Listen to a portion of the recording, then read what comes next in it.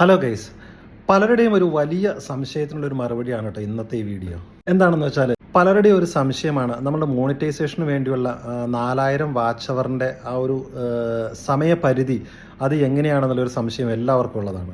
അതിനകത്ത് പലരുടെയും സംശയം എന്താണെന്ന് വെച്ചാൽ, ഇപ്പോൾ ഉദാഹരണത്തിന് ഒരു ജനുവരി 1 സ്റ്റാർട്ട് ചെയ്തിരിക്കുന്ന ഒരു യൂട്യൂബ് ചാനലാണെങ്കിൽ, അതായത് ഡിസംബർ 31 വരേക്കും 4000 വാച്ച് അവർ കയറ്റുകയാണോ വേണ്ടത്, അതോ അത് കഴിഞ്ഞിട്ടുള്ള വർഷം സ്റ്റാർട്ട് ചെയ്യുമ്പോഴേക്കും മുന്നേ ഉള്ള വർഷത്തെ ഫുൾ വാച്ച് അവർ നമ്മൾക്ക് നഷ്ടമായി പോവുകയാണോ എന്നുള്ള സംശയം എല്ലാവർക്കും ഉണ്ടാകും. ഇപ്പോൾ ഉദാഹരണമായിട്ട് നിങ്ങൾക്ക് എപ്പോഴാണോ 4000 വാച്ച് അവർ ആകുന്നത്, ഇന്ന് നിങ്ങൾക്ക് 4000 വാച്ച് അവർ ആയെങ്കിൽ ഇന്ന് മുതൽ പുറകോട്ടുള്ള 365 ദിവസമാണ് കാൽക്കുലേറ്റ് ചെയ്യുന്നത്.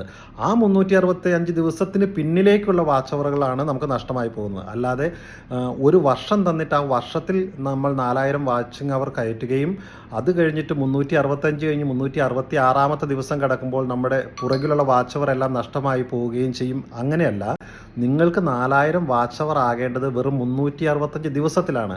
അതിനപ്പുറത്തേക്ക് 366 ഒരു ദിവസമായെങ്കിൽ നിങ്ങളുടെ ഒന്നാമത്തെ ദിവസത്തെ വാച്ച് അവർ മാത്രമേ നിങ്ങൾക്ക് നഷ്ടമാവുകയുള്ളൂ. നിങ്ങൾക്ക് വ്യക്തമായി മനസ്സിലായി എന്ന് വിചാരിക്കുന്നു. അതായത് 365 ദിവസം കൊണ്ട് വാച്ച് അവർ നിങ്ങൾ കയറ്റുക 4000, 366 ദിവസമാകുമ്പോൾ ഒന്നാമത്തെ ദിവസത്തെ വാച്ച് അവർ കട്ടായി പോവുകയും 367 ദിവസമാകുമ്പോൾ രണ്ടാമത്തെ ദിവസവും, അങ്ങനെ നിങ്ങൾ മുന്നോട്ട് പോകുന്തോറും നിങ്ങളുടെ പ്രസൻറ്റ് ഡേറ്റിൻ്റെ പിന്നിലേക്കുള്ള 365 ദിവസമാണ് കാൽക്കുലേറ്റ് ചെയ്യുന്നത്.